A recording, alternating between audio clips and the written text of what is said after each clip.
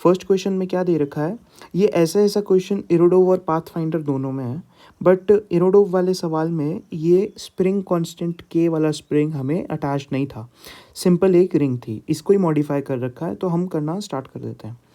क्या है कि एक छोटे आर वाले रेडियस का जो डिस्क है वो बड़े आर वाले रेडियस के डिस्क के अंदर पेरीफेरी, रिंग के अंदर पेरीफेरी के एक राउंड काटता है जिसका टाइम पीरियड 2 पाई/ओमेगा है। हमें ओमेगा की ही वैल्यू पता करनी है एंड स्प्रिंग से अटैच्ड है जो स्प्रिंग कांस्टेंट जिसका के है, एंड हमें ओमेगा की वैल्यू बतानी है। तो देखो किसी भी एक जनरल टाइम के लिए ना, हम किसी भी एक जनरल पॉइंट के लिए हम इसका एक्सप्रेशन लिख लेते हैं कि क्या हो रहा होगा। तो इसका एफ बना लेते हैं। देखो क्या हुआ होगा जब ये घूमा होगा ना,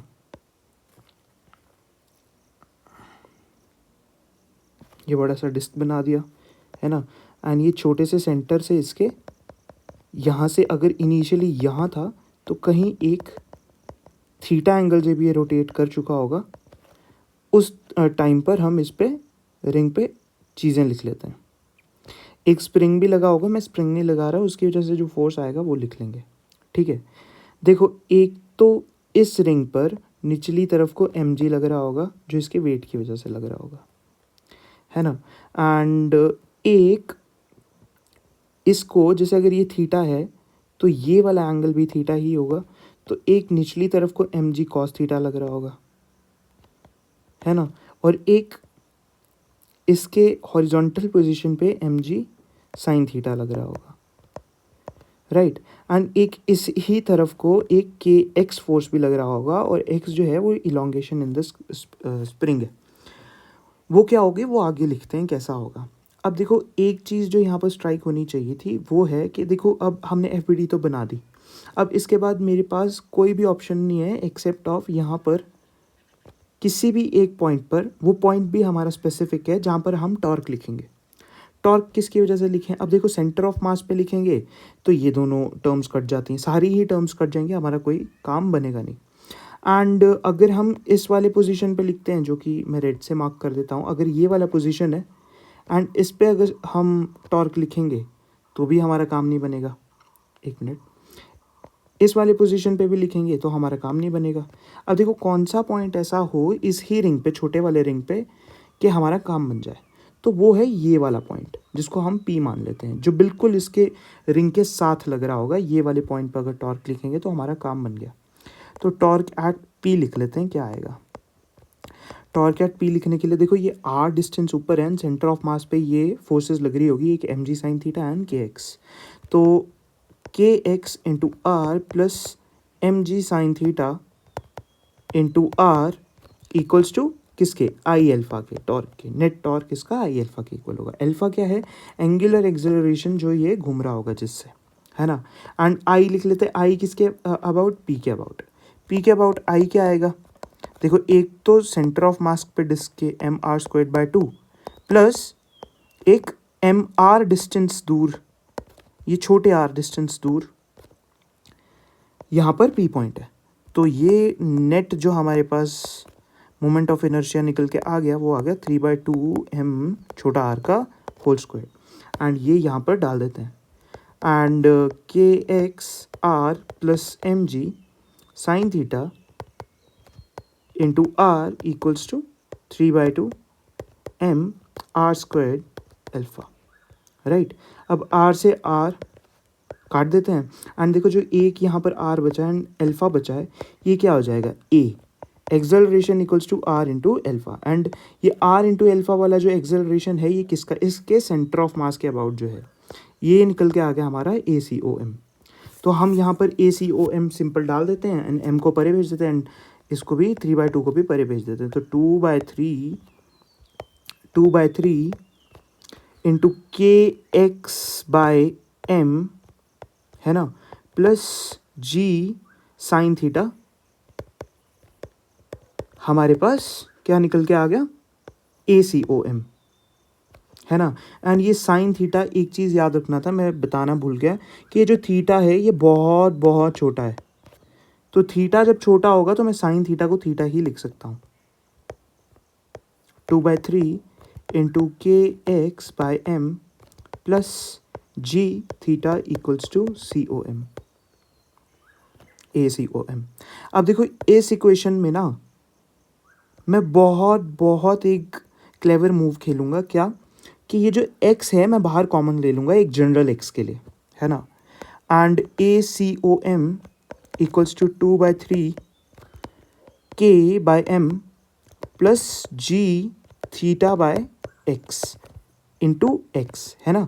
ये x मैंने बाहर ले लिया किसी एक जनरल x के लिए, और ये वाला जो अंदर x है इसकी मैं वैल्यू अगर डाल दूंगा कांस्टेंट के लिए तो मेरे पास एक एक्सप्रेशन निकल के आएगा a equals to omega squared into X. ये हमारी SHM की इक्वेशन है, राइट, SHM की इक्वेशन है। तो ये x अंदर रखने का एक मेरा मोटिव है कि ये x की वैल्यू हम निकाल सकते हैं, और ये वाले x को हम डिफाइन नहीं करेंगे जो बाहर हमने ले लिया है।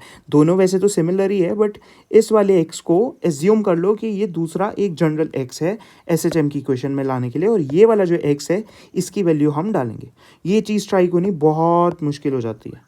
मुश्किल तो नहीं हो जाती है, अगर देखो इरोडोव के सवाल किए हों तो मुश्किल तो नहीं होगी, बट हाँ थोड़ा सा टफर साइड में है। तो देखो ये अंदर वाला जो x मेरे पास है इसकी डेफिनेशन क्या लिखेंगे हम, देखो सिंपल क्या है, जब ये रिंग के पेरीफेरी में घूम रहा होगा, ओवल बन गया ये, ठीक है, तो x बेसिकली कुछ नहीं है, इलॉन्गेशन इन दिस स्प्रिंग है। तो मैंने यहाँ पर मानी थी ना, एंड ये यहाँ से सेंटर से यहाँ पर को थीटा एंगल ज़्यादा चले गया है इनिशियल, मतलब थीटा यहाँ से एंगल घुमा होगा। तो इसके सेंटर ऑफ मास की ये जो डिस्क है छोटे वाले की, इसके सेंटर ऑफ मास की जो ट्रेजेक्टरी होगी वो भी एक सर्कल ही होगी, है ना, of radius r minus R, है ना। ये चीज़ समझ गए कि ये पूरा डिस्टेंस r था एंड ये वाला डिस्टेंस r था, छोटा r था, तो ये रेडियस आ गया r माइनस आर, राइट। ये हमारे पास इसकी पूरी की सेंटर ऑफ मास की छोटे वाले डिस्क की ट्रेजेक्टरी होगी, मतलब ट्रेजेक्टरी मतलब सेंटर ऑफ मास जो पाथ लेगा वो इसी में ही लेगा। And x is nothing but ये वाला डिस्टेंस जो यहाँ से इनिशियली ये चला है कर्व में, है ना, ये वाला कर्व, दिस इज x। अब ये x निकालने के लिए हम क्या करेंगे, x आर्क इक्वल्स टू नहीं, या फिर theta equals to x upon radius, और रेडियस क्या आ जाएगा इस सेंटर ऑफ मास की जो ट्रेजेक्टरी है इसके लिए जो सर्कल बन रहा है इसके लिए ये वाला रेडियस, तो r माइनस आर, राइट, क्योंकि मैंने सेंटर ऑफ मास से इसकी x की वैल्यू निकाली है ना। सेंटर ऑफ मास जितना चलेगा उतना ही ये भी चल चुका होगा, बल्कि हर एक पॉइंट इतना ही चला होगा, सेंटर ऑफ मास के लिए ही हमने किया है। तो थीटा की वैल्यू मेरे पास ये निकल के आ गई, तो x की वैल्यू हमारे पास क्या आ गई, theta into R minus R, और ये वाला x जो है हम यहाँ डाल देंगे, एंड यहाँ डालने के बाद जो हमारा आंसर निकल के आएगा वो निकल के आएगा ACOM equals to 2/3 into K by M plus G theta by theta times R minus R, and theta से थीटा जाएगा एंड x बाहर एक जनरल x के लिए। तो हमारी ये इक्वेशन इस फॉर्म में आ गई, a equals to omega squared into X, and ये जो ओमेगा स्क्वायर्ड है ये पूरा टर्म ये वाला टर्म है ना। तो ओमेगा की वैल्यू क्या निकल के आएगी हमारे पास, √2/3 into K by M plus G by R minus छोटा आर, ये हमारे पास ओमेगा की वैल्यू निकल के आ गई। बहुत अच्छा क्वेश्चन, देखो किया मैंने तो सबको ही आसान लगेगा ये, है ना, क्योंकि ये चीज़ भी स्ट्राइक होनी मुश्किल है कि टॉर्क हमने इस पॉइंट के अबाउट लिखना है, एंड ये वाली चीज़ होनी भी स्ट्राइक थोड़ी सी मुश्किल हो जाती है। तो ओवरऑल जो क्वेश्चन है वो टफर साइड ही है ना।